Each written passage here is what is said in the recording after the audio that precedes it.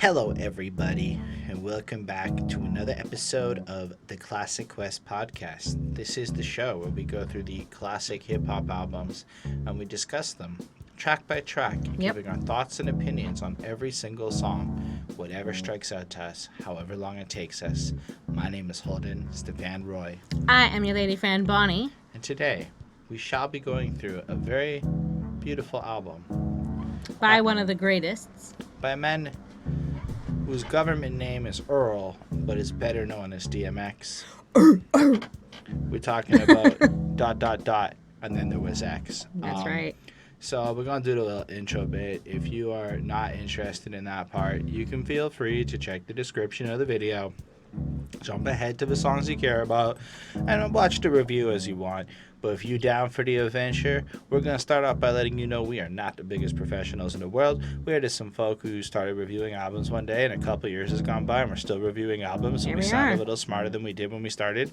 And we care a lot about the art of the album, because albums are an interesting thing. It's more than just the individual songs, just the package sequence, deal. how you feel when you get to track 15, all sorts of shit. And in this world of like singles and streaming, it's like, does the album even matter? I'd say absolutely, especially because streaming makes albums way easier to listen to in a way, in my opinion. Like you can easily just hit play and like run through an album. The album can now be 30, for free, and you can do practically. It. Like the album can be like 37 songs now, or it can be like 4. And that makes it really interesting because all the rules that came with the CD and all of that shit are just gone. Anyway, we care a lot about your feedback. So if along the way we say some stuff and whatever because, you know, you feel like we just said something silly or you just want to join the review and give us your feedback. One of my favorite things is just reading what other people's favorite songs are because sometimes we agree, sometimes we don't. Sometimes somebody's like, these 4 songs are my absolute favorite, and they're like the exact same 4 I think are my absolute favorite, and then I like that person more. Like I instantly think like, I wish I could just like hang out with dude and we could just chit chat. Anyway, on that note, because we care a lot about the comments and it really means something to us, we do something that I like to call a favorite comment on last week's video. And last week we talked about another like legendy type. His name is Jay-Z, and it was and In My Lifetime Volume 1. On that, we got a great comment from Don Willie. And my favorite part of this comment is absolutely the start of it. Bonnie, you're killing me. Because sometimes Bonnie, she says some stuff, and your response is, Bonnie, you're killing me. If you stick around on the review, you may just get a couple of those moments today. I love this album. I'm totally biased, though. I'm 35 from New York, so I guess you see why. And I love that because your age, as we're going to touch on in a bit, creates this like relative context. So if you're 35, you understood what the fuck DMX was talking about when this album came out. If you're like me and you're 31... when this album came out, or sorry, Jay-Z, if you're same shit, any of these things. Either way, your age matters, and it's cool. He's a few years older than me, about 4, and I think that's cool because he would have understood stuff and this stuff way quicker than I would have just because I was a kid. I respect her opinion on this one, though, and that's cool because from a Montreal person who's of an age, she has a good opinion. I don't know where I'm going with that. I realized maybe, you know, like you're not supposed to talk about a lady's age, and so I stopped myself before I said something stupid halfway through. There we go. Just, you know, learning from mistakes on the fly with everybody. This is the type of show this is. I like to give you that right at the beginning now so you can decide if you want to stick around. The album wasn't for everyone. That's a fair point, but it's a great Jay-Z album. I think the Blueprint and the Black Album will be more her liking. We'll get there. A few more to go, but I agree. The Black Album's a great album to listen to right after this one. That one has some hits we both probably know. Anyway, rolling along, it's a great comment, and I think it's really cool. But my favorite part is at the end when it goes, great job to both of you. That's amazing, but not my favorite part. My favorite part is the 2-part format is better for me personally as the viewer, but that's just my opinion. So I ask you, audience, one long-ass review, because it could be a couple hours, whatever, or should we keep splitting it up like we've been doing over the last couple of weeks? Like, if you see an hour 20, is that like less daunting than 2 hour 20? You know, I'm just, for us, we want to... It's not that much extra effort on our end to actually split it into 2 parts. It's mostly like an extra 5 minutes of talking total, and then the rest is the same. Like, it really isn't a big deal. So if you guys prefer it like that, let us know in the comments. We'll make it a little bit better for you guys. Anyway, so on that note, before we jump into the review today, I did want to give a special thanks to the patrons: Ismail Gadamsi, Chris Prado, DJ Black Hurricane, Linda Williams, and Jonathan Barnes. I'd like to bring it up at the beginning while you're still watching, because everyone else plugs their patrons at the end, except for a couple of dope motherfuckers who put them at the beginning. On that note, Bonnie, why don't you tell us what album we'll be reviewing today? Well, one more time for everybody. We are doing this week, and then there was X by DMX. And this came out December 21st, 1999. So again, great timing for Christmas. I'm sure a lot of people got this as, a CD that they got for Christmas. Yeah, I mean, it's, DMX. So it's going to be epic. Yes. So this is the part of the show, before we get into it, where we contextualize how familiar we are with the artist, which I think is super important.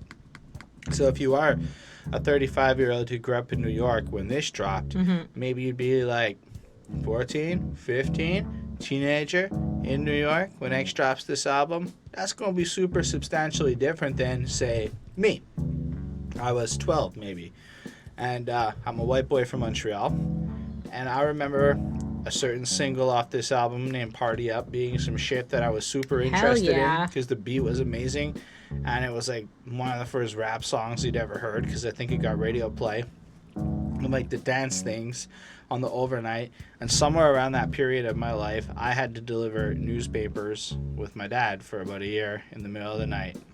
Why? It just happened. So I'd be like up, and we'd be listening to a local station that used to be called Mix 96, and they would like live stream from clubs in the middle of the night. Yeah. So goodness they still do that, I gracious, think. did I get a lot of Party Up in my life, and it was one of my favorite songs back then, right from the jump. But also in this album in particular, and it's special to me, is that this may be the first rap album I ever heard in full. I was like really young, and my dad had this stash of rap CDs I brought up a few times, because I believe I brought it up on the Jay-Z one, because both the Jay-Z album that we had there and this one were also in like this stash of CDs. And I'm like, no fucking way. And anyway, so I played this shit. I remember sitting there in my high school. I'm in secondary 1, which is grade 7 for us, because we're in freaking Quebec and school's different here, and playing this album, and I loved it. It made me fall in love with rap music more than, say, an Eminem, because I think I heard this album in full before an Eminem. So right away, for me, DMX and Eminem might be like the first two rappers I ever really fell and really got into. Plus, not long after this, X Gon' Give It To You is going to come out, and that shit just takes over the storm. So, but it was just, I heard every song on this project back when I was young, and I don't think I'd ever been introduced to some of the concepts that were introduced by DMX. And as we'll come to see, DMX is he's very easy to understand. Yeah. Even if you're a 12-year-old who's pretty ignorant to many of the things. Well, I don't know how educated he is, so I feel like he's got like... Oh, he's got some street smarts. Like a very, like, in terms of education, like formal education, he's got very, like, basic stuff, I think. So he doesn't necessarily use, like, elaborate words or anything like that. But he definitely is street smart, and so he like puts it together amazingly, and but he's what I'm great. trying to say though is you understand him because he uses some basic ass concepts to describe what he's like the opposite of the guys who, at least from like on this album, from my understanding as a kid. So unlike some of the more obscure people, DMX painted some interesting pictures, and at this time my dad is introducing me to action movies and showing me all that shit when mom's not around, and I'm certain a lot of y'all went through that. When mom's not around, you're watching movies a little bit too old for you with dad because he's trying to be cool. For those with dad in the picture, I understand that for everyone that might not have been. I had older sisters, so sometimes I was allowed to, I like snuck downstairs and like watch stuff with them if they were in like a mood that they liked me. Yeah. Yeah, no disrespect to, I don't know, for anyone out there who doesn't have a dad.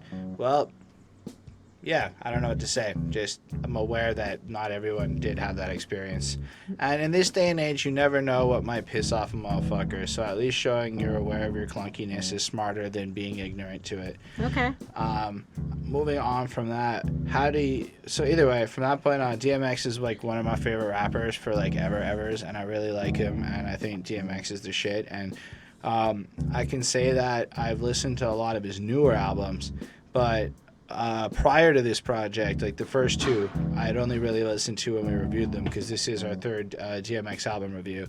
But I haven't really listened to this album or really gone through the lyrics per se as an adult in a really, really long time. So I was most excited for this one. And yeah, I don't have a lot more to say. What about you? How do you feel about this album? Well, I've never listened to like the album in full before. Definitely Party Up has been like on my radar. I feel like it was like impossible to like avoid. For me, like I feel like I got really into it and when I was like in my early 20s or so, and like that's when I guess maybe I got more exposed to it or something, and I just loved it and thought it was great and just listened to it all the time. Yeah, and that's pretty much it. I don't necessarily know, or I didn't necessarily know too many of the other songs on this album before I went into it. So yeah, that's I bought his greatest hits album. So basically everything on his greatest hits album I had probably listened to enough to a point where I memorized. I don't remember what's on it now, but I went through a phase where... You would if you heard it. Well, no, like... So, I mean, I wasn't allowed to listen to music with swearing on it when I was a teenager. And when I turned 18 and, you know, my life allowed me to start buying cussing music, it was still the CD era. Mm-hmm. And I had this don't steal music rule in place at that point in my life. So I had to buy all this shit. And if you don't know a lot about an artist... Greatest hits albums serve that great role of like giving you like kind of their best of at one moment, at least all their hits. Yeah. So I bought a whole lot of greatest hits. I remember buying hits and really digging it. I don't know. DMX is just the shit. I even like the stuff that came like way later on, even like the B-sides on that album that came out that he never approved the release of, I still like him. I don't care what he does. He has so many fucking hidden verses He's all great. over history that are great. And I know I've said it before, but I think that he is like maybe not always like counted in like the top of, you know, like the top greatest rappers of all time, but I really think that he is. Like he just has like an aura and like his voice is so like distinct and like gravelly, and he can play with it a little bit, and like I don't know, I just love his sound and I think it's really cool, and he's so forceful, like he's like violent in like his voice almost. Like things seem to be going well for him right now. He's doing some acting, which is really good. I was really happy to see he's out of jail, and I really hope we get to one day talk about a new DMX album, but mostly I'm really happy to see he's out and he's doing okay, because man, I can't say there's a lot of people that we reviewed whose careers I've really followed for the last decade of my life, but I probably check on DMX news at least once every month or two, just in case there's anything out there that's interesting by him. Like, I want to know when his album's coming. I want to know what's up with him, because he's, I don't know, a huge inspiration to me in a lot of ways. His music is something I listened to when I was really in the teenage years, and like he was like the realest motherfucker I could say I listened to at that point in my life. Not that I got a whole lot of his music and then, but I did memorize a few of his songs as a teenager, and it was really a powerful thing. So anyway, I'm just dribbling on now. I love the title, ... and then there was X. It's worth noting that this is his third subsequent release in a 3-year span, I believe, where the album releases at number 1, which is incredible. It's part of one of the greatest runs of like music ever.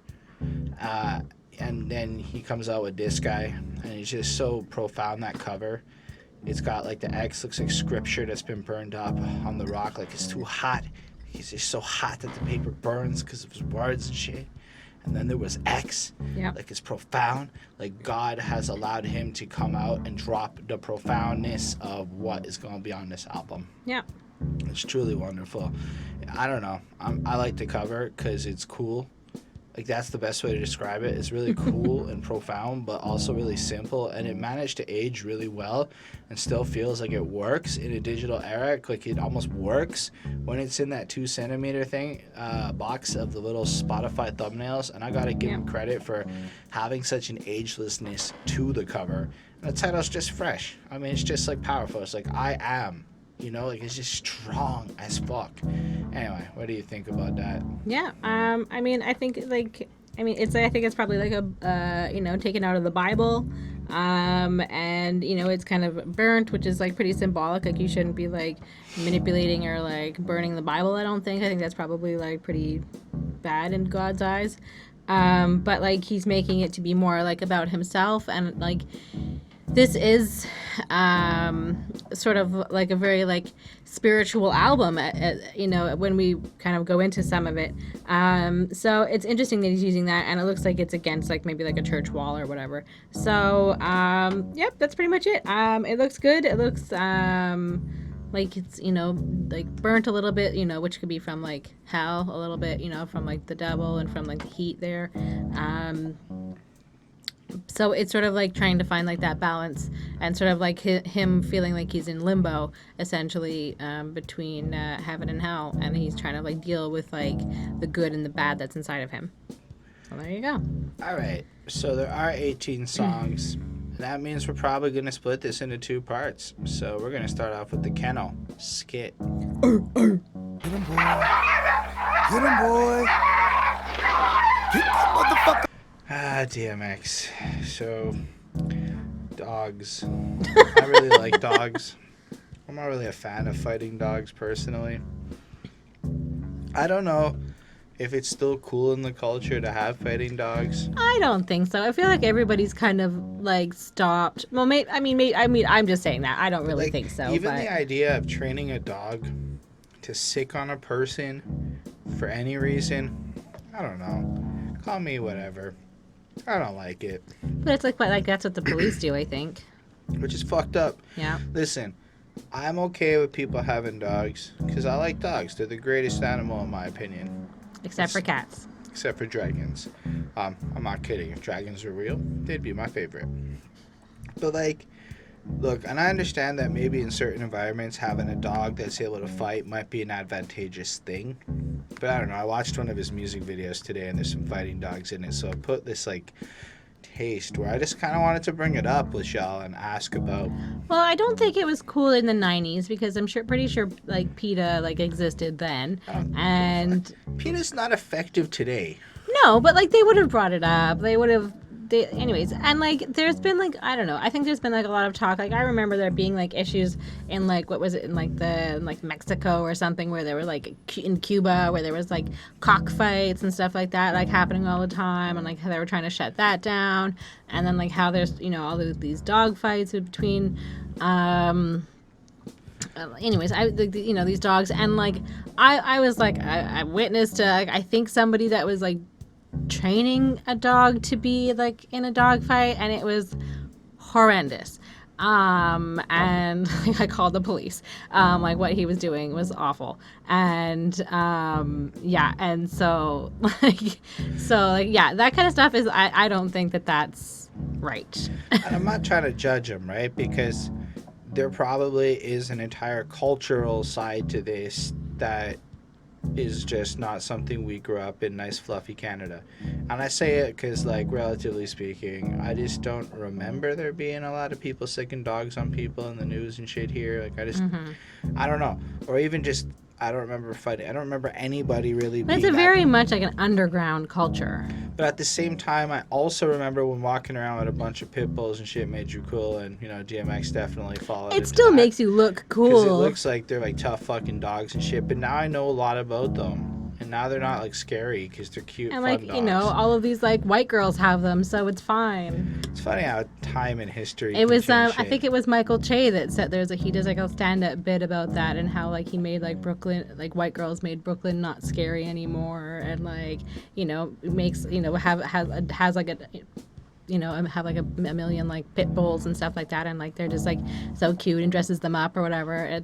You should check it out. I'm doing a terrible job of reiterating it, but yeah. Yeah, so all that to this side, when it comes down to it, though, I remember like hearing this and Rough Riders, ride or die, get down or lay down, motherfucker, get him, boy, and you just hear the dog growling, and then it's not a fucking game, and then it got me hyped up. It gets me hyped up every single time. Yeah.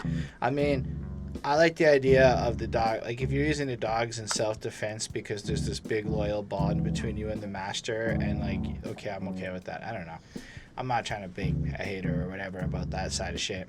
Well, I think that, like, naturally, if a dog is loyal to the owner, and it is like, I mean, little dogs, like, aside, like, if, like, a dog that can do, like, serious damage to you, I think that it will protect its owner, and it will attack whether or not it's been trained to or not.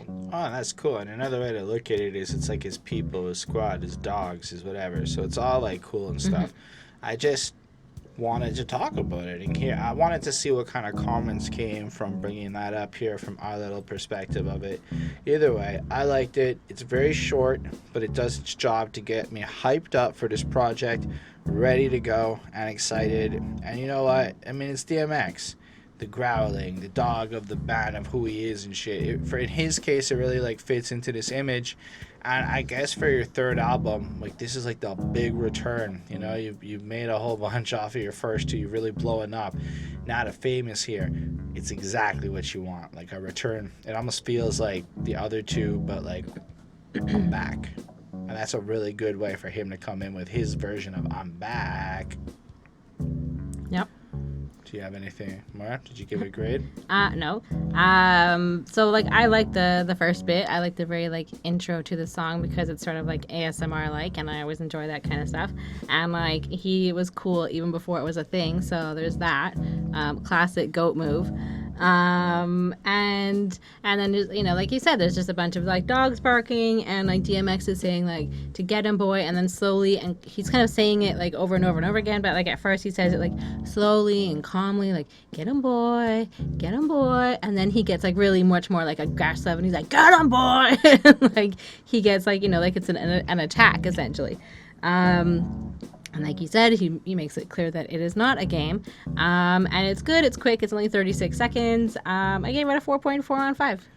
And then after we talk about the Kennel Skit, we must naturally move into the philosophical conversation of how there's only one more road to cross. Naturally. I need this stuff. Fuck you think I'm here for my help? I need this wealth because I feed myself. Beep beep boop boop beep bop bop beep beep bop boop boop.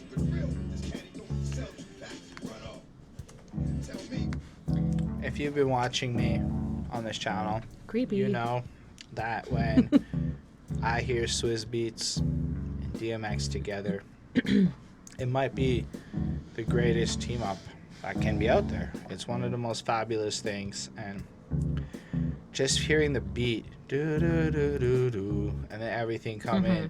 This is life. This is what I know. So to me, this is life. It's so basic, but it's so deeply philosophical at the exact same time, right? Yep. Because a lot of rappers will use a lot of words and say less than what DMX just said there. This is life. What I'm about to present to you on this album is solely what I perceive life to be as. This is what I know. I'm not going to talk about Not shit everybody I don't know. has the same life. So he's telling us about his. And so to me, this is life. Brilliant. Philosophically. And I'm not saying this sarcastically. I'm saying this is how you tell the real from the fake. He's saying something here, and he's breaking down some real shit. Yep. And sometimes you can use some really basic language to express ideas. And the way he expresses it, you can hear the absolute conviction in his voice. And we're on the intro. Then we get that beautiful chorus where everybody wants to sing along when you hear it. One more road to cross, one more risk to take. Gotta live my life like there's one more move to make. And it's fun, and it makes me want to sing along every time I hear it. I could talk for a while, and I will. You usually do. Bonnie, why don't you tell us how you feel about this track? Well, the same sort of thing. Like, this is his life. Just kind of deal with it, like, whatever.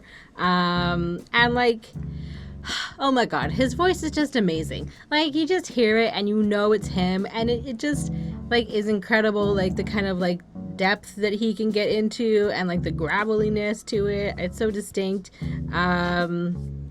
The first verse is about like a guy that he has to kill because he like messed with like his money and like his drugs or whatever.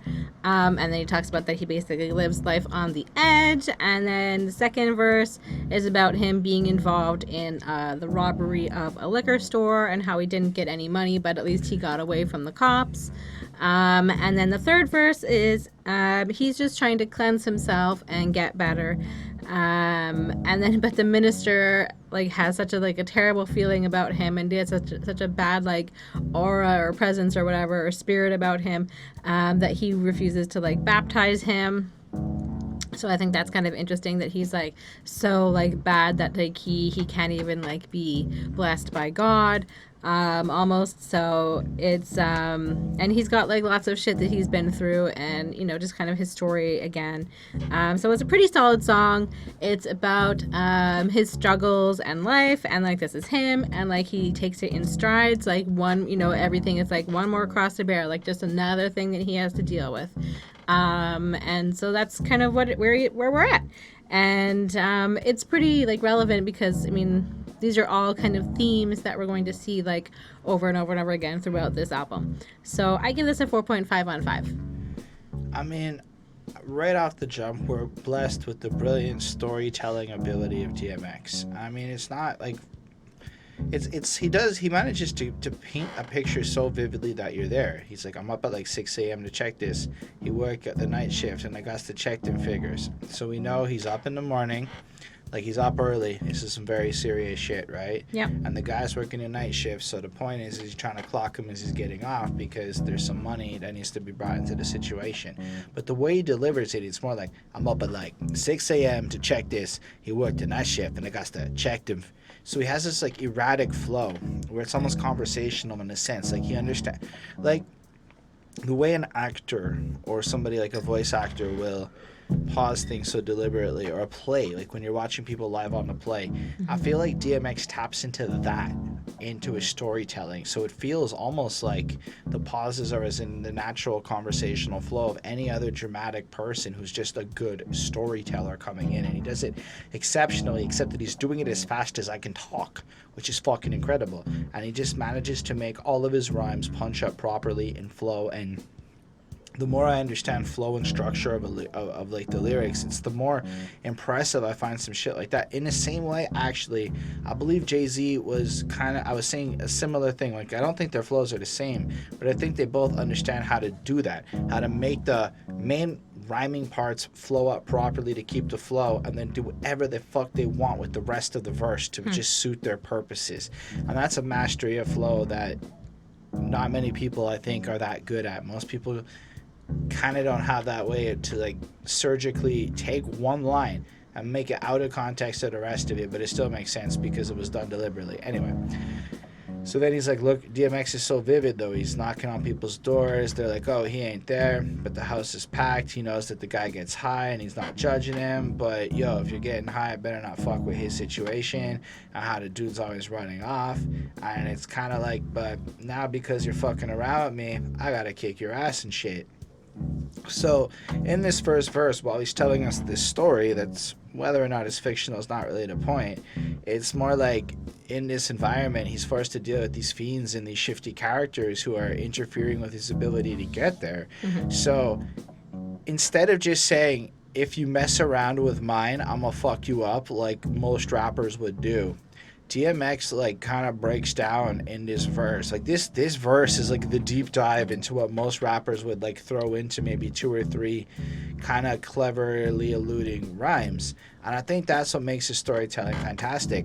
He didn't actually say, if you fuck with me so much, I'll kick your ass. He's more telling a story of this guy who fucked with him, so he had to kick his ass. Yeah. And that's different. He doesn't want to do it, but if somebody fucks with him, he's got to do what he's got to do. It's the rule of the street. And so right away, I feel like you get this difference with a guy like Earl. Like the guys who understand, it's almost like he's lived through a lot of these experiences and gone through enough shit, you know, in his life where when he paints this picture, he can look back on any kind of either his story or somebody else's things he's seen and be like, this is what actually happens, and paints it out with this point where it doesn't matter who you are, you can really understand. But most people will probably just stop at the surface level of the story and not realize it's a metaphor for good behavior. So he's saying, don't be shifty like that or you're going to get your ass kicked, because it's okay to do your things. But like it's basically, he says in that verse, you can get as high as you want as long as it doesn't fuck with other people's shit. That's actually a level of tolerance that's pretty fucking cool. And I mean, you're not going to look for that in a DMX verse, but if you do, you'll probably find it, because the real ones have empathy and understanding and aren't there to cast judgment and doubt on others.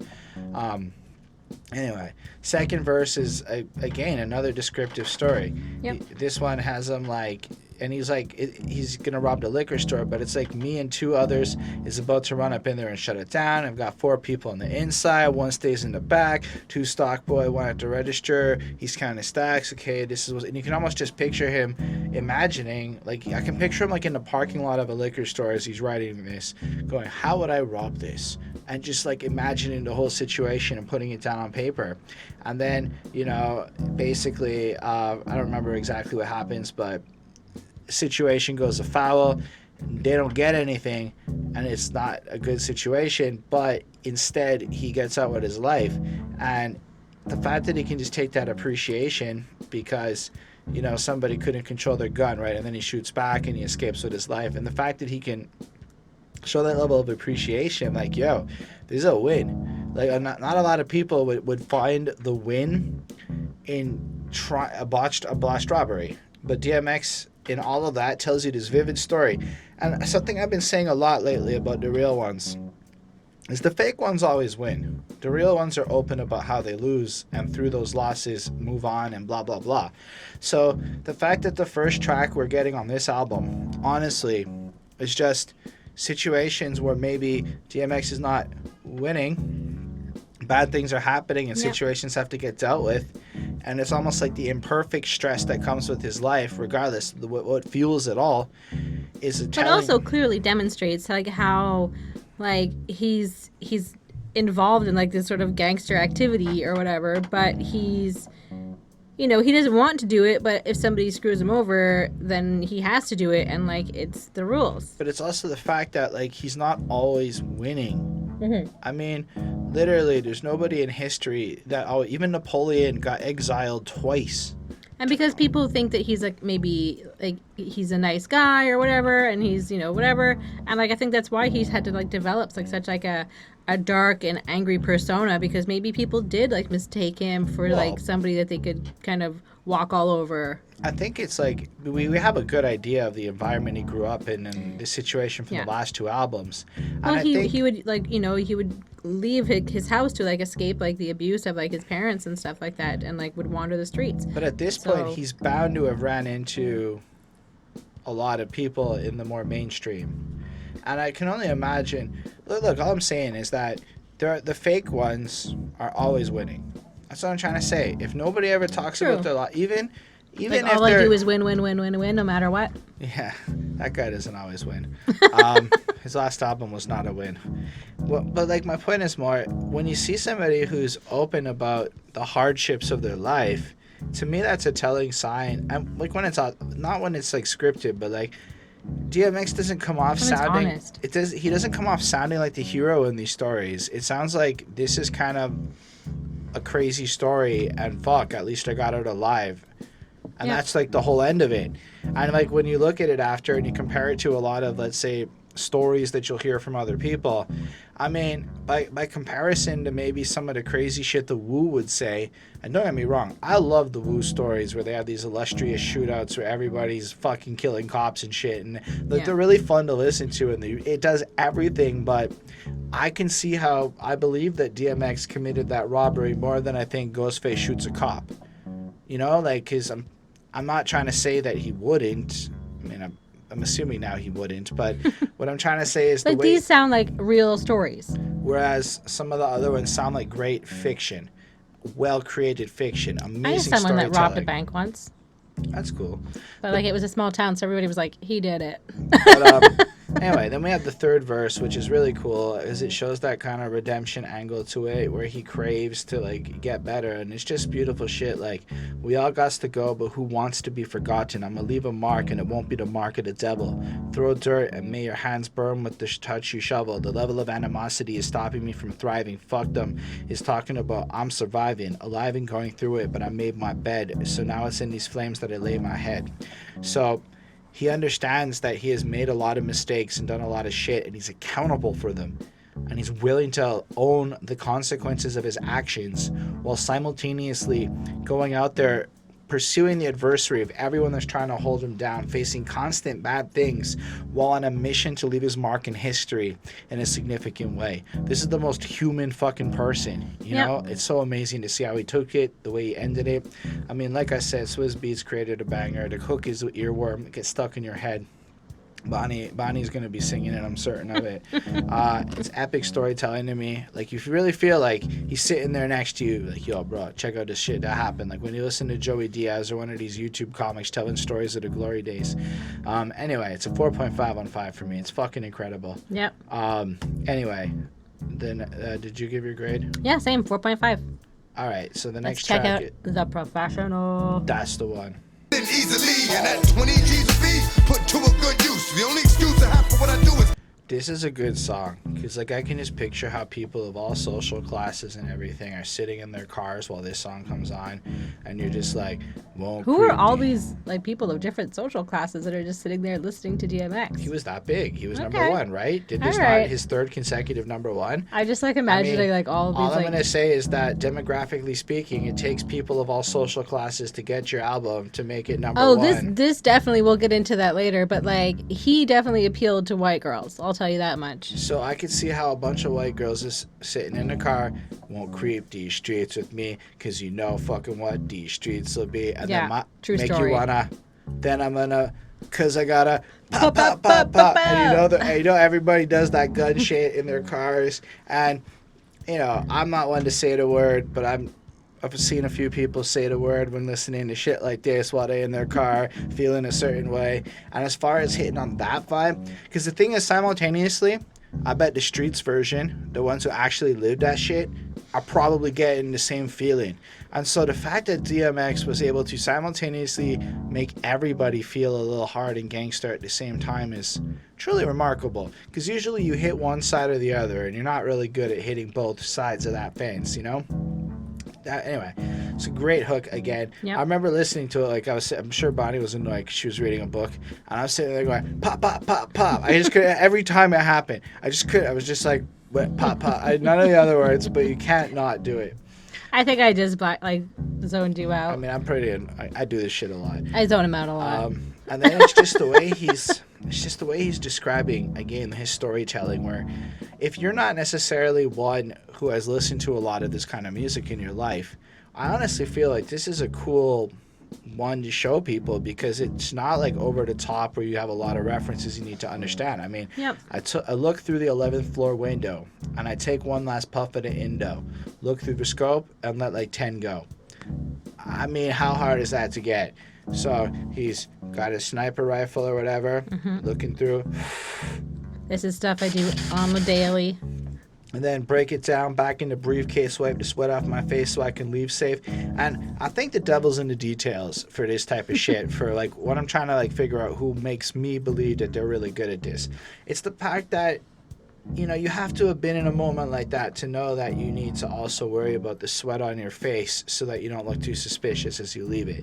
You know, that little situation. Everyone would have rapped about putting the gun back right. in. But how many people are going to admit of the anxiety and the sweat nervousness of being the killer Well, in that I situation? think that being a criminal, I don't think that necessarily means that you are immune to getting butterflies in your stomach, you know? Like, obviously, you're still going to get, like, nerves and, like, stress and, like, it's like, you know, and, like, the reality, like, afterwards that, like, must hit, like, criminals, like, or they're just suppressing it, like, crazy, is the fact that they, you know, killed someone or, you know, whatever else, that they raped someone. Like, the realities of that kind of thing, like, it must be, like, bad if they're, like, not psychopaths. Man, and then it's just the way he rhymes, wipe the sweat off my face so I can leave safe. Outside I breathe safe. Like, it's not a lazy use of rhyming safe and safe. It's actually really, like, pointing out, it's like, I have to get out of this situation. And then it's like he sets up the state of where he's going, and then when he finally achieves it, he can breathe safe. This is okay. So that whole point, it's like he can't be sweating. And he's nervous, asthmatic. anxious. He's very asthmatic. So the whole breathing thing is very vital to him. And then he points out people don't see it coming. smart people are getting killed all over just because people are making a deal. I believe he's like, I'm going to kill you, get rid of all your clothes, and 20 G's a fee. Well, I'll just keep killing people because that's a lot of fucking money. And then the only excuse I have for what I do is love of abuse. And that's like the type of shit where like, he needs some therapy, man. You're in some fucked up places, and so you can go out there and kill people because the world fucked you up so bad that you love inflicting that kind of abuse on other people. Well, it's because, like I said, we've touched on it. I'm sure we've touched on it before.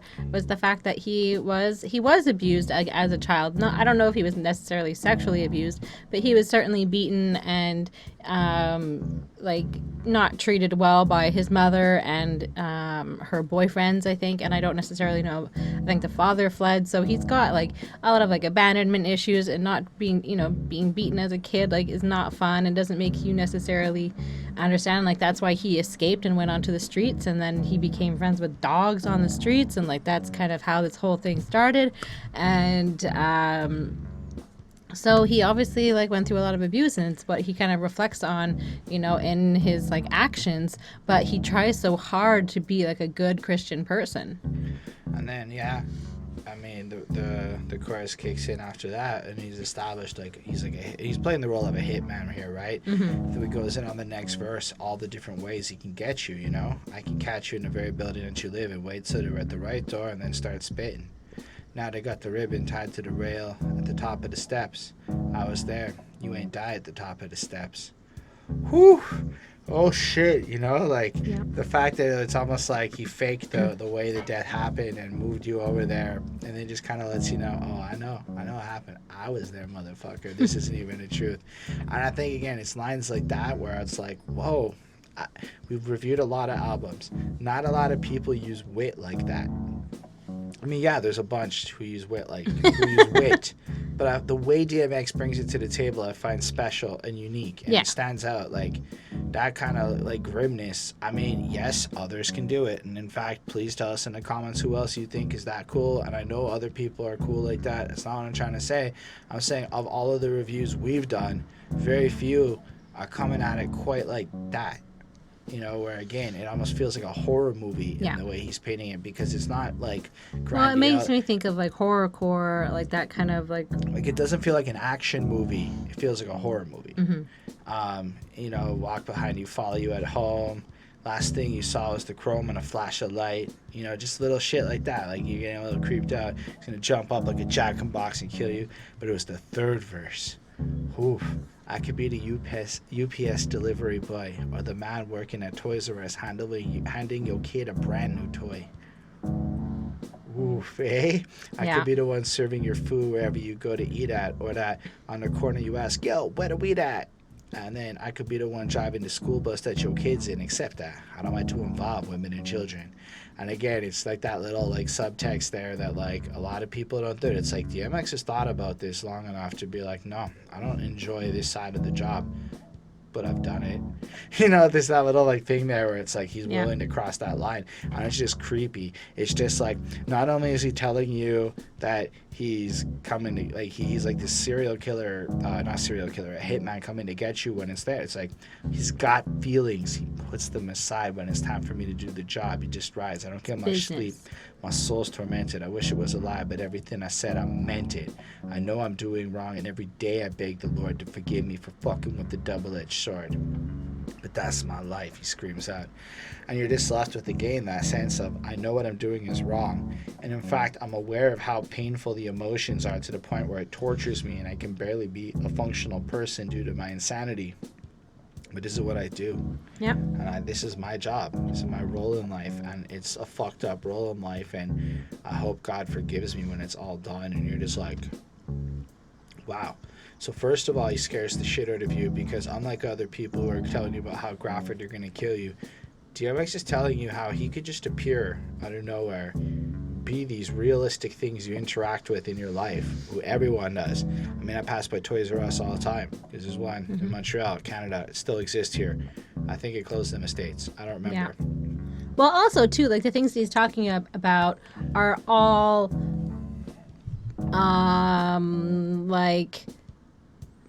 what are they called? Like basic jobs. Like they're all like, you know, he's just like, or he's on like the street corner, or he's like just like working at a store. Like he's not necessarily doing like things that are like he's like hitting on just like the everybody kind of. It's like such easy shit to impersonate to a point where, you know what, I could be a UPS like how guy. easy is it to get a job at like UPS? Like how easy is it to get a job at like these types of places where, you know, maybe in 1999, you know, just get like a knockoff of it. He's probably like, if you really are in that world, you probably got like a lot of really good disguises. Like there was that lady that like they found out like she was lying about being a nurse for like 20 years. Like that just like recently happened. There was a story. And you're just like, what? But then it was just the part where he's so honest about the consequence of it, because a lot of people will talk about a life, but not everyone is open to the fact that they're weak enough to feel the consequences of that life, because that's humanity, and I love that about DMX. So let me tell you something. This is a 5, because it's a great song. I love it. I mean, the beat's beautiful too, and it just creates like this context of like sentiment. Like it pulls on your heartstrings. Like the whole way through, it's like, you know, he's like, I don't want to be doing this. I just got to be doing this. And that's the way he delivers it. Like there's this heavy weight in it, and I love it. Yeah. I mean, I agree. I mean, this one sounds like very creepy, like right from the very beginning. Like he's coming to like get you. Like he's going to attack, and he knows like how to like commit crimes and murders and stuff if he needs to, and in a way where he won't get caught, like you were saying. Like it's, you know, he's very specific, and like all of the different ways he's going to kill you, and like again like very like detailed, like things that he may have like already like thought about very clearly. And like you never know like where he's going to be, like you were saying, like he's always going to be like somewhere, and you know he's inconspicuous, and he just wants to be like another guy, another face, but like isn't necessarily somebody you can recognize. Like he, you know, and that's a kind of, I guess, like how people get away with crimes and things like that. And like you said as well, like he doesn't want to like involve like women and children. So I mean, I guess there's that sort of like honorable and respectful, like what a gentleman. But but I guess whatever.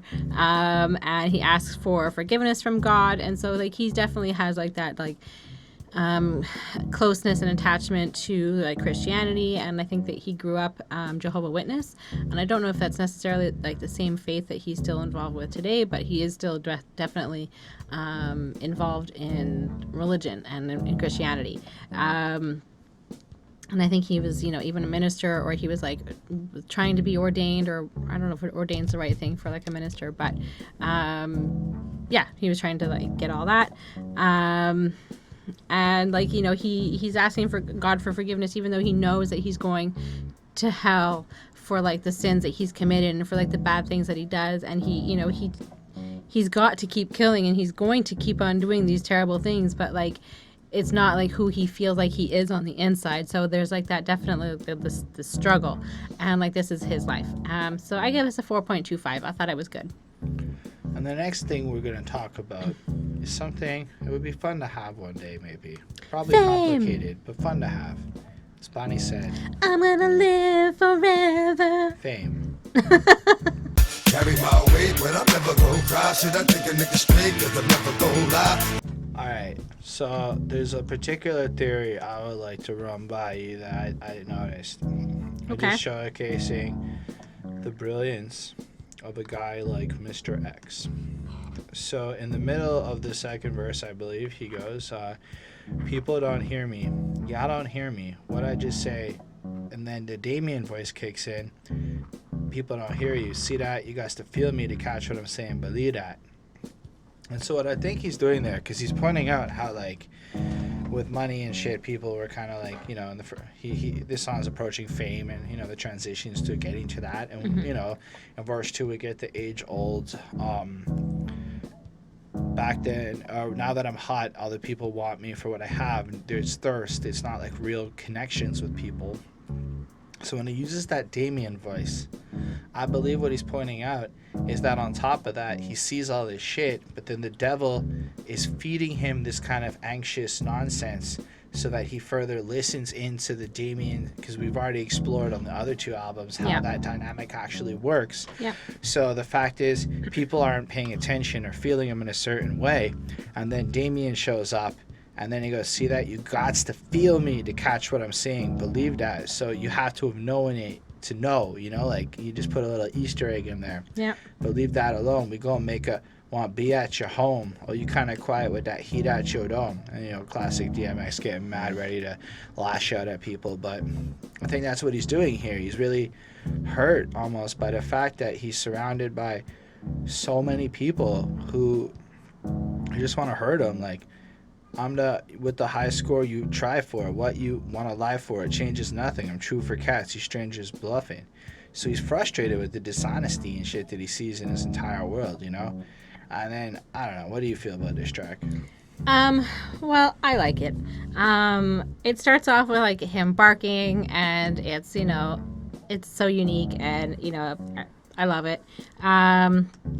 And basically he says, you know, he goes into it and he starts kind of saying that, like, everybody has to find what they're good at. And I thought that was, like, kind of, like, unique. Like, he's trying to be, like, a good person, and he's trying to be kinder now and be, like, less of a criminal, and he's trying to behave.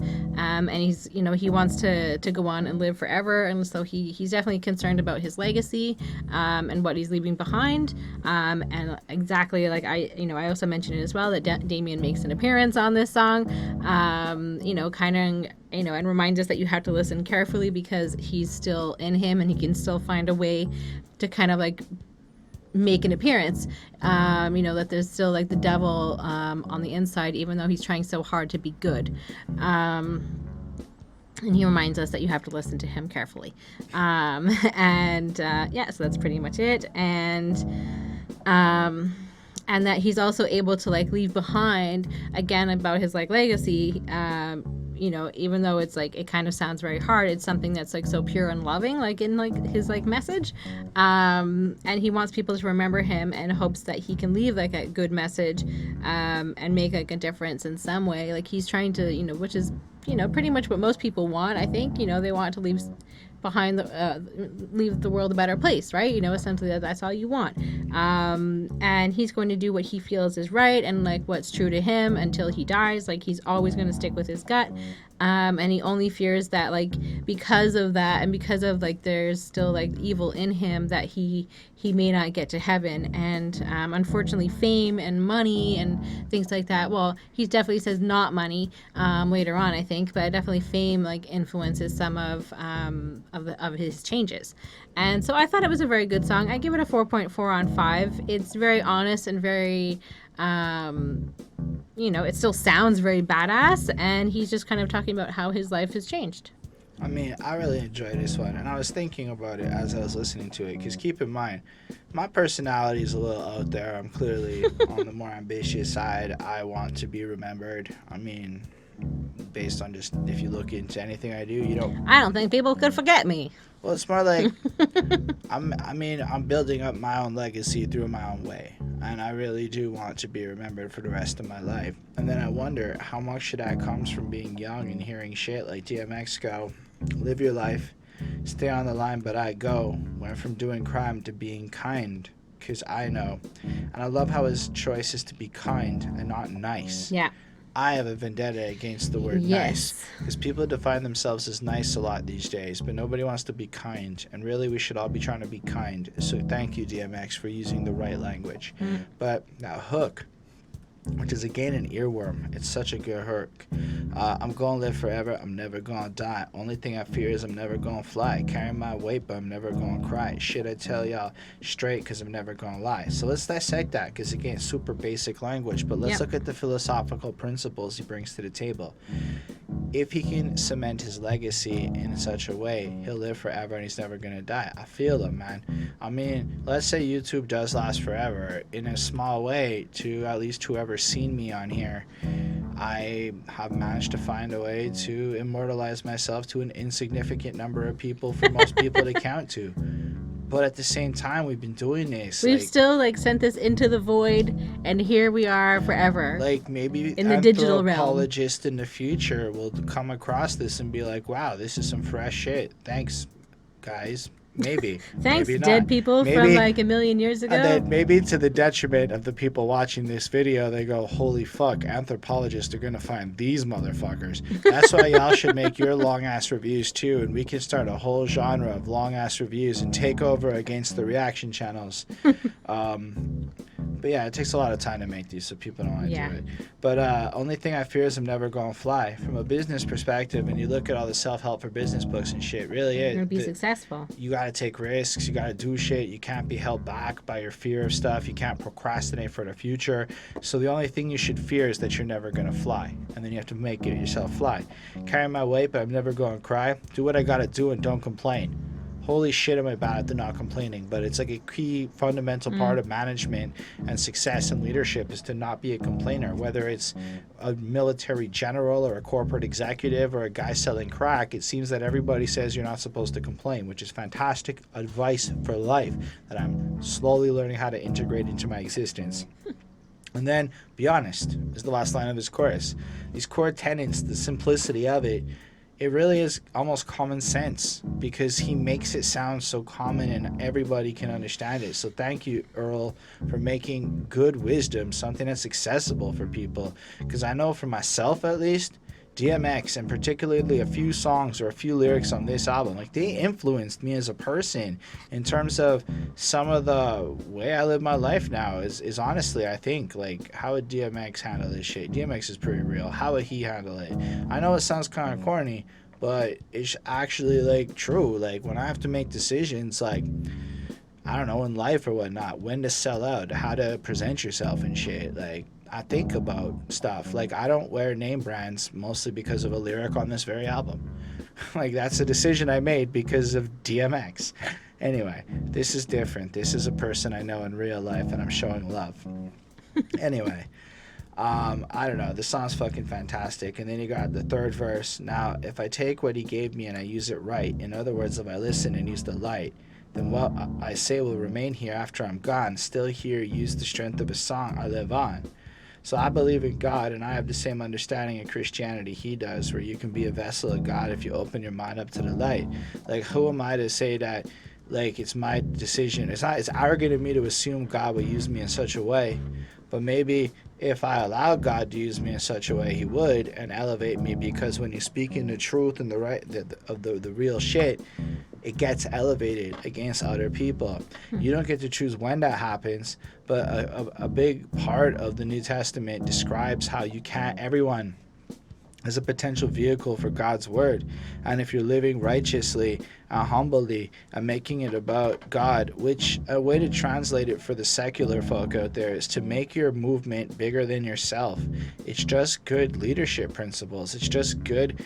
Literally, I'm reading Robert Greene's 33 Strategies of War, and he's saying if you want to motivate your army, give them a bigger purpose than yourself to unite behind. And you're seeing DMX give you that sense of it. Like it's the same reason why people go to war, to defend their country. It's bigger than them. It's for the whole, It's something that isn't tangible, but it's still important, and they can understand what that means. And then he kind of follows that up going, no second guessing on what I stood for, I was good for. Stop people from killing each other in the hood war. Come through showing love, throwing up. Them cats not throwing love, you know what's up. Dark man, baby, that's my name, and I gots to be. So his mission is to, again, create this better situation using the power of his tool, his voice. And it's like he's so self-aware that unlike everyone else, Earl knows he's a role model. He's one of the only guys I've seen in hip-hop who's like, I'm a role model and I'm proud of that shit. I believe Jay-Z is another one who understood his role in that regard. But I really think DMX almost wanted to be that martyrous role model. And I've always lived my life wanting to be a martyred role model. It's a twisted thing, but like I fucked up a lot when I was younger. And I used to read those, because there was like this series of Christian books, stuff like The Cross and the Switchblade and shit like that, where the guy would have all the fun, do all the bad shit, find Jesus, save his soul. Young me rationalized that that's a cool way to go out, go have a lot of fun, find God, and reform when you're older. That's how young me rationalized a lot of these stories. Whether or not that's good or bad, that's the truth of it. Well, And so, whatever gets you there, right? So hearing DMX, it's like the embodiment of that shit as a man. He's really a guy who fucked up a lot and then has God in his life and tries to get better through God. And he embodies almost a lot of what Christianity represents. It's supposed to be people like Earl. That's humanity. Yep. In a sense, we're all a bunch of fuck-ups trying to get better. Most of us aren't quite as out there as DMX in terms of being well-known and as much media attention and interesting stories attached to us. Like, there was apparently a point where DMX, around when this album dropped, would just turn down $2 million shows because he didn't feel like going. Mm-hmm. He would just be like, hit a certain substance and be like, I don't feel like doing it. 2 million, whatever, I'll just make it next week. That's how hot he was at one point. Anyway, this song is fantastic, as you can imagine. It does a lot from the emotional moving. And then we forgot to mention that the beat's very upbeat, and the whole pacing of this song is this fast-paced, kind of jagged, like different than what we've heard flow. And when DMX goes on that fast shit, it's just fucking fire. Like, this is that kind of, like, you can mosh to this. It makes sense that DMX ended up doing the fucking what's that, Woodstock 99, because you really can. Like, you can throw down proper to this. 5 out of 5. Amazing fucking song with a lot to look at in it, as we just discussed, and couldn't recommend it enough. Cool. Well, have you got a lot to learn? Yes, always. Skit. But dog, you got to think about loyalty first, you know what I'm saying? You got loyalty, money will come, you know what I'm saying? So, as a kid, and he wants to hit DMX's, he's like obviously smoking some marijuana. Yeah. Kid shows up, can I hit that? He goes, yeah. He goes, yo, I want to make some money. DMX is like, worry about loyalty. Money will come. Be loyal. Kid's like, fuck that. I want to get my money now. More bubble me. And then DMX gets disappointed. Give me my shit back. And he gets rid of him. But he wants his blunt back, he says. Yeah. So he's very clear about what's happening. And basically, he's very frustrated with this kid's unwillingness to listen to the wisdom he has to put out there. And the fact that a kid like that is only out for himself is going to have some problems. And it's an interesting idea. Put your teamwork first. And if you look at the state of the game today, it really is a lot of kids out there who aren't about team, who are putting themselves first. And it's all about this acquisition of wealth. But it's the people who really build teams and put other people on that end up having cemented legacies. So I thought it was, again, very instructional wisdom from Earl. Very good. And just hearing his disappointment. I don't ever want DMX to be disappointed with me like that. So I gave it a 4 because it's honestly not that interesting to listen to while being interesting to think about. But gosh, I don't like the skits on the DMX albums from this era, personally. Well, luckily it's only 40 seconds, so you don't have to listen to it for too long. But yeah, I mean, I also gave it a 4 on 5. I thought it was fine. It's basically like what you said. The guy needs to, the kid needs to learn, that it's not just about like going and getting money, and you need people to back you up that are willing to kill and die for you, and that's why you need loyalty. Like, that's why you need to have like this bond, but I guess like a band of brothers essentially is kind of what a gang is. People who are going to have your back. Yeah, they might kill you, in the game, but it's for the long time. You're brothers essentially for the most part. I assume. I'm not in a gang, but or am I? And yeah, and so I mean, it's fine. I give it a 4 on 5. All right, but it does a really good job as an introduction to the next song. So bonus points for separating them, so we could skip this skit, because here we go again. Yep. Same old shit, dog, it's a different day. Here we go again.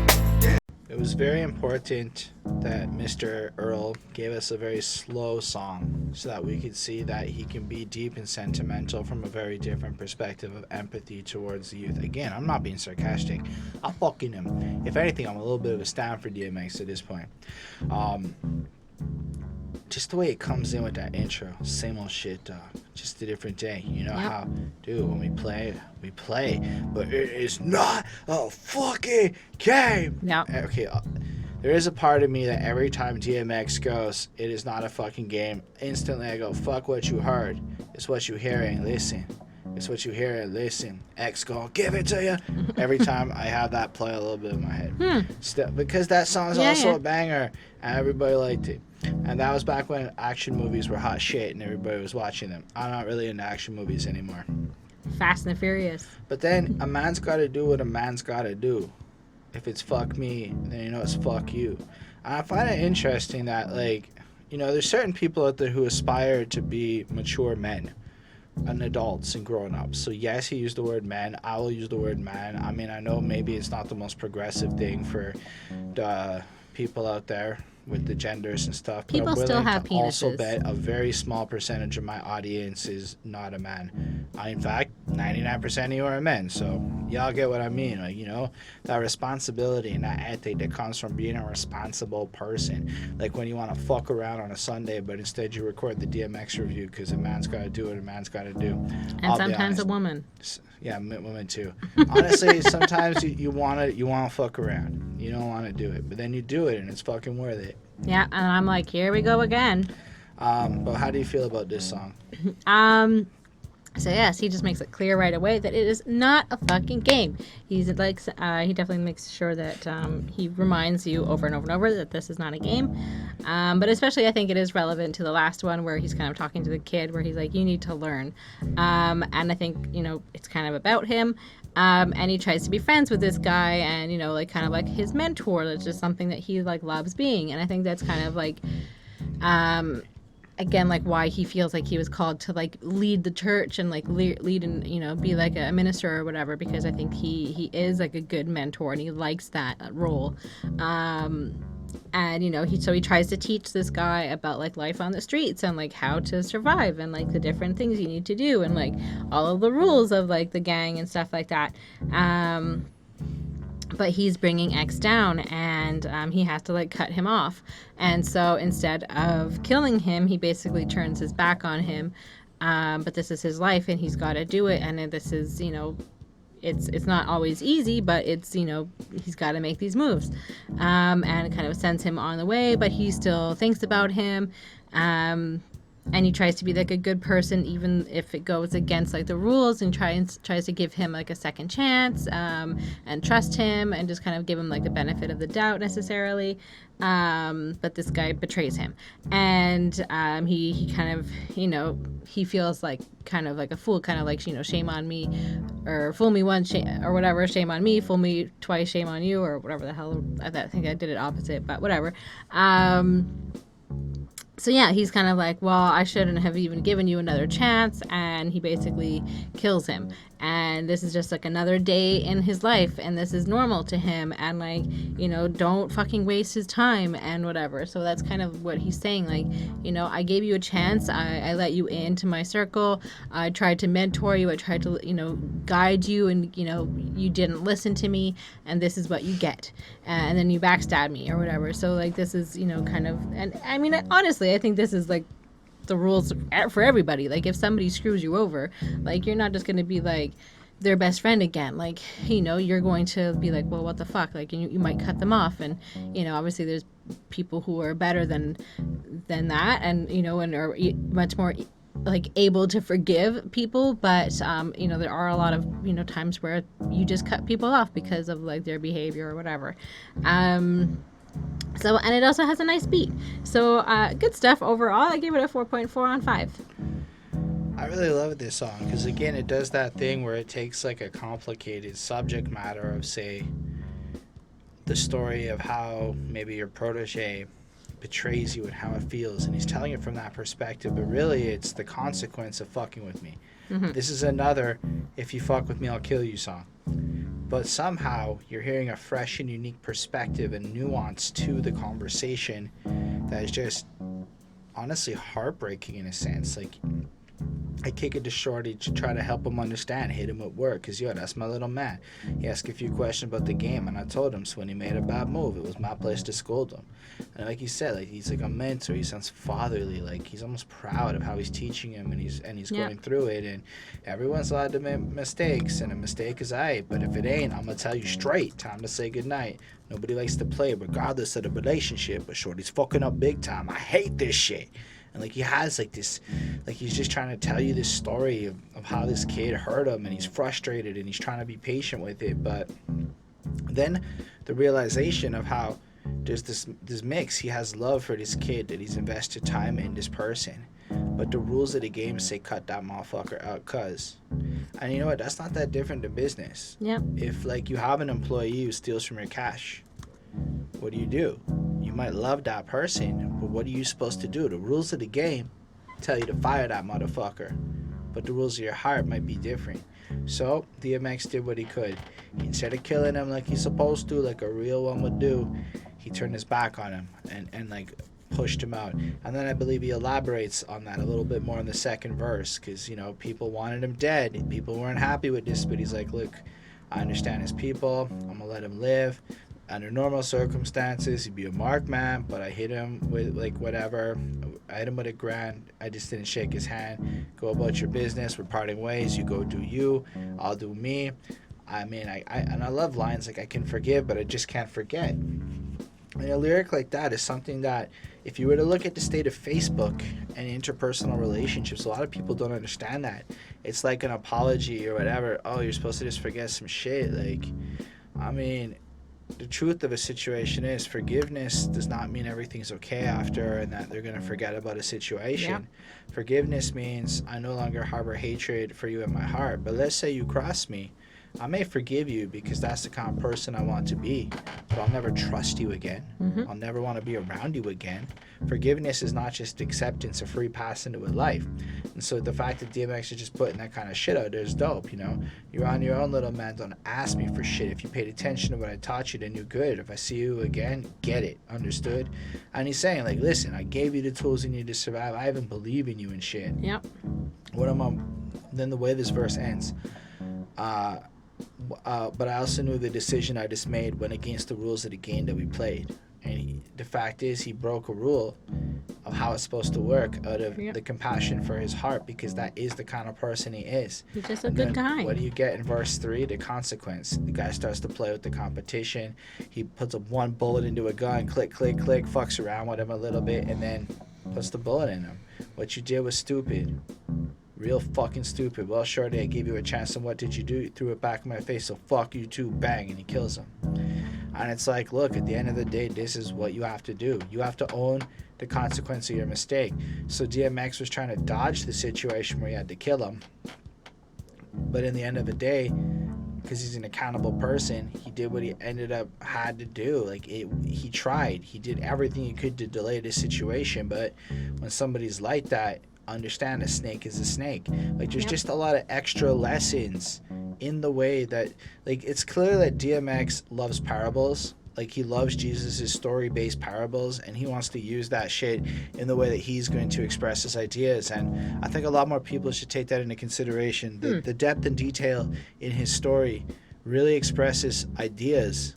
And I was actually thinking in the way Eyedee does, but like the rapper Eyedee has these story-driven, complex things. Now, all makes sense. Eyedee, the rapper's like philosophy's up here in obscurity, and like you really gotta be up there. But DMX takes this brevity-driven, emotion-backed version of that.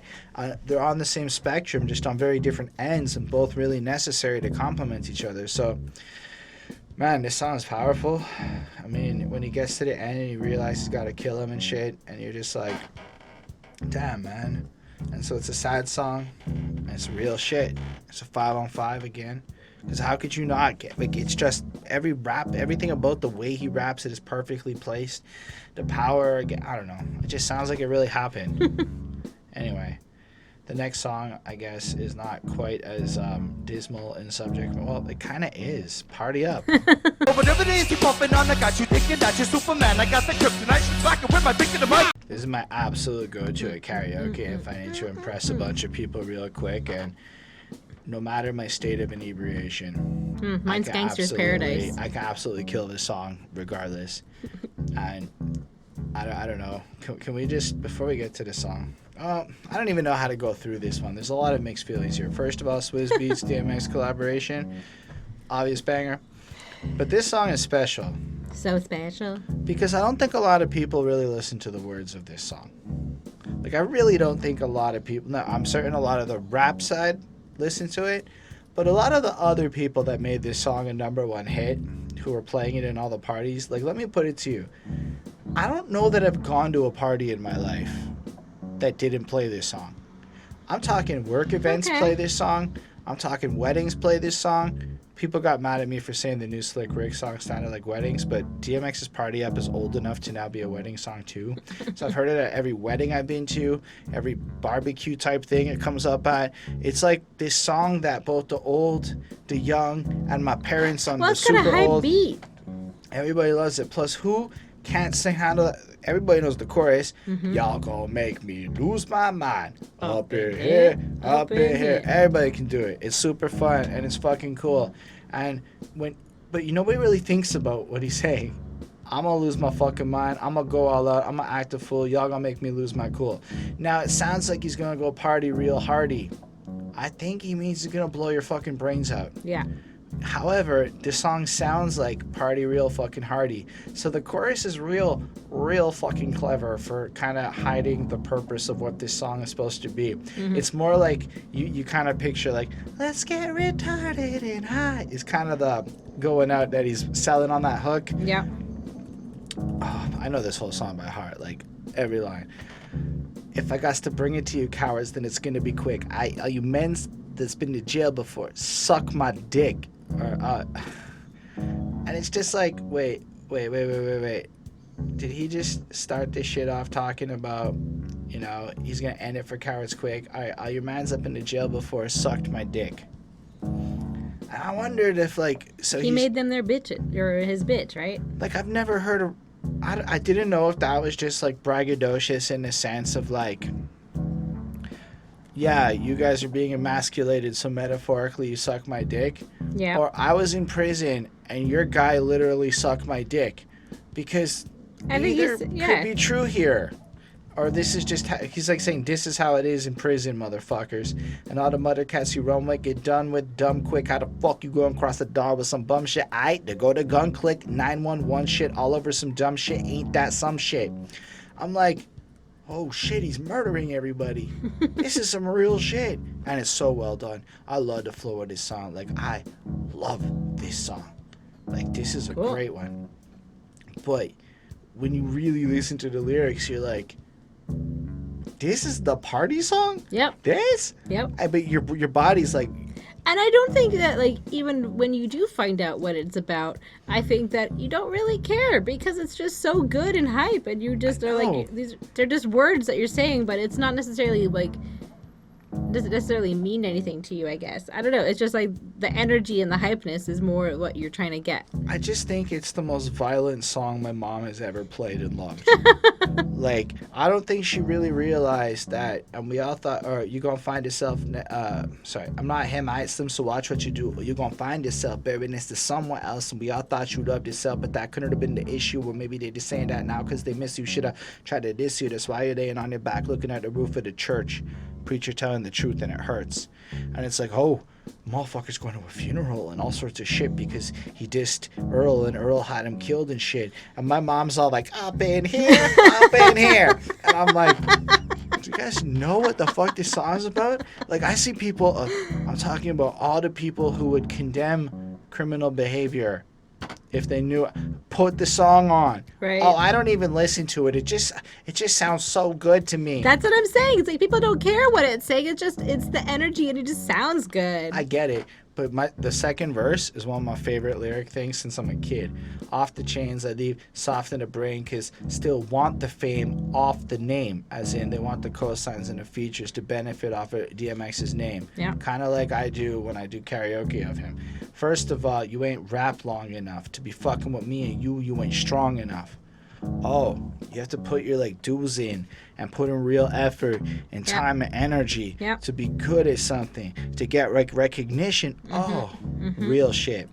And then let's be honest, the way this next part sounds is my favorite lyric in rap music across all the rap musics I've ever heard, based on like nostalgia. Maybe there's no good reason for it. It's just my favorite. So whatever it is you puffing on, I got you thinking that you Superman. I got the kryptonite shit to smack him with my dick in the mic. I can't explain why, but I love that part so much because I can honestly picture Earl sitting there going, I got my dick in one hand, the mic in another. I'm not sure which to smack you with. And you just picture him looking at people coming at him, whatever. It's fucking good, man. You whack, you twisted, your girl's a hoe, you broke, the kid ain't yours, and everybody know. Your man say you stupid, you be like, so. I love my baby mama, I never let her go. And then that part's fantastic. So basically now he's pointing out to the guys out there who aren't real men because their women act a certain way and etc. etc. He's making fun of them. And then he's tired of weak ass people whining over puss, as in vagina or women, that don't belong to them. The fuck is wrong with them? They fuck it up for real folk like my mans and them. We get it on with the strength and the hands with them. So what he's trying to say here is, you guys complaining about the game and how you want some girl that's not yours and shit are fucking it up for me and my guys who are trying to have a good time out there. So don't fuck it up for everybody on your silly ass principles. Yep. Then third verse, I'm not going to go through the whole thing, but what does an up north type mean? I can tell you that. I'm pretty sure. I don't Does even. it mean Canadian? No. I think it means somebody who's been, because I mean, based off of all of the other songs that we've like kind of touched on that included something like this, I think up north is the jail. Oh, so it's saying like a fake guy who's fronting like he's been to jail, like a soft Because the really type. bad jails, right, are like, I mean, it's not, I mean, Rikers Island is pretty terrible, but I think like when you are like, I think a long-term person, I think that's where Orange is the New Black is set, is like Fair up enough. north. And that's where I think a bunch of like people have been. And then may I point out just after that, one of the more fun and like trickier parts of this track to actually get rhythmically is we done been through the mud and we quicker to slaughter, the bigger the order, the more guns we brung out, we run up in there, everybody come out, don't nobody run out. And the way he does that part is got this weird flow to it that I find just super incredible and shit. It ends up with one of the best lyrics in rap music again. And this You better one I not say it. You're gonna take my line, the ones that I was like saving. All right, you can do it. Okay. I'm not gonna take it from you. But this is the greatest sarcastic lyric. Sarcastically, I hope it's the right one. This is the greatest lyric ever. Which one is it? Listen, your ass is about to be missing. You know who's gonna find you? Some old man fishing. Grandma Wishing wishing. your soul is at rest, but it's hard to digest with the size of the hole in your chest. You almost got I it. almost got was it. I so fucked good, it up a little It was bit. so good. Let her know how good it was in the comments. I tried. And then, honestly, you already got the hook, and you already think everything's good. But then, no. It just cuts it off. 1, 2, meet me outside. Meet me outside. Meet me outside. I'm a rough rider. Meet me outside. And they just hype up, and then you think you're done, but Swizz Beatz jumps in. X's got y'all bouncing again. The fact that they pulled in like multiple outro moves, and then it ends on, in my opinion, one of the most perfect outros to a song ever. Double R, keep it coming. Ain't nothing y'all can do now. Bombs exploding. This is an obvious 5. Obviously. It is one of the best beats ever. Yep. It is one of the greatest songs. Yep. And it doesn't make any sense. There's no logic to this song working. It's just so good. We didn't even talk about the video. Then you watch the video. And DMX just wants to get some money out of the bank machine. But he can't get the money because it's out of service. And then as he's going up, he bumps into a guy. And this guy that he bumps into kind of looks like him robbed a bank. So for some reason, DMX goes into the bank and starts yelling at the teller, everyone's lying down and freaking out, but he obviously wants his money, so he goes, if I got to bring it to you cowards, then it's gonna be and I'm like, what the fuck is going on in this video? Yeah, it kind of doesn't make sense. It's like he's robbing the bank that's just He's been not robbed. robbing the bank. He then proceeds to help the guards out, and it's just a mistaken identity, and Earl's just a really good guy, and all this Because crazy they both have shit. this stupid bucket hat. Couldn't they think he's the bad guy who robbed the bank? And then DMX goes up to the roof and everything, calls up his boy who happens to be in a car full of girls. And what is the brilliant move of Earl to escape? Bring half-naked women to come dance on the cops, Well, and everybody has a obviously. great time. Earl escaped. And I'm just like, the fuck is going on in this video? Does it even make sense? It makes as much sense as the song does, and it all works into a beautiful, perfect 5. Yeah. I will probably never watch the video again. It doesn't make any sense. But I'm definitely going to listen to the song again. Yeah. Because let's be real, if I need to impress at karaoke real quick, go-to song right here. Yeah, this is definitely a 5 on 5. This is like one of the best songs ever. And I think this is definitely like his most popular song. I may be wrong, but I'm pretty sure this is it. It's one of those songs that's just like fun and timeless and energetic, and the lyrics are hard and violent. And like I've said, like time and time and again, the beat is like hype and energetic, and it gets you like, it's a party song, so it's party up. So that's what it's all about. And it all just comes together so beautifully. Like, this is like a beautiful rap song. Like, he's not fucking around, so you better watch it or you'll end up dead. And like, this is obviously something that he's mentioned already on this album. And like, the hook and the chorus is so fun, and everybody can sing along, and everybody knows it. I know that, like, for me, like, when I stopped and like listened to like this song, and like, you know, I really listened to the lyrics. Like, I mean, I guess probably because I was trying to be cool and trying to learn the songs or some of it, you know, and it's such a hardcore song, which again, so this is sort of like me being a white girl, thinking this is such like a hard, cool song for me to listen to. It makes me feel so badass as I walk down my like beautiful streets in the suburbs. We do not live in the suburbs. No, but I just like mean like that's probably like what people are doing. They're driving. Yeah, or that. And we get like a kind of, again, a different like vocal talents of DMX's like on here, and like he's kind of doing his different like ranges, I guess. And then like, sort of like the Meet Me Outside made me think of like the Cash Me Outside girl, and then like how like, anyways, it just made me think of her. And clearly like this is way before her time. And the end is fun, and I agree with you, like the bombs are great, and it's so good, and I gave it a 5 on 5 100%, and I would give it more if I could. On that note, before we talk about another amazing track, we're going to call this the end of part 1 because we're pushing 2 hours now. I don't know what the exact number is, but we're trying it out, making the, you know, and I mean, it's still a long ass video, but at least you'll get 2 long ass videos instead of 1 super long ass video. Yeah. Plus, whatever. So if we want to hear what you think about anything you heard so far, you excited for part 2, let us know. Tell us that in the comments. You made that effort to comment. I'll make that effort to answer you. Mm-hmm. Feel free to subscribe to the channel for more content, like part 2.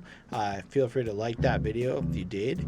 And special thanks to the patrons: Ismilka Dempsey, Chris Prado, Jonathan Barnes, Linda Williams, DJ Black Hurricane. They support what we do. They're fucking dope. They helped us get a new camera. They get to tell us what albums to review. Like next week, it's DJ Black Hurricane's request. And for $1 a month or more, you can help us grow into something better than what we are today. And that would be make you my best friend. All of you individually would become my best friend. Okay. On that note, we're going to go record part 2 now. So thank y'all for your support in advance. You're the fucking shit, my new best friend. Bye, guys.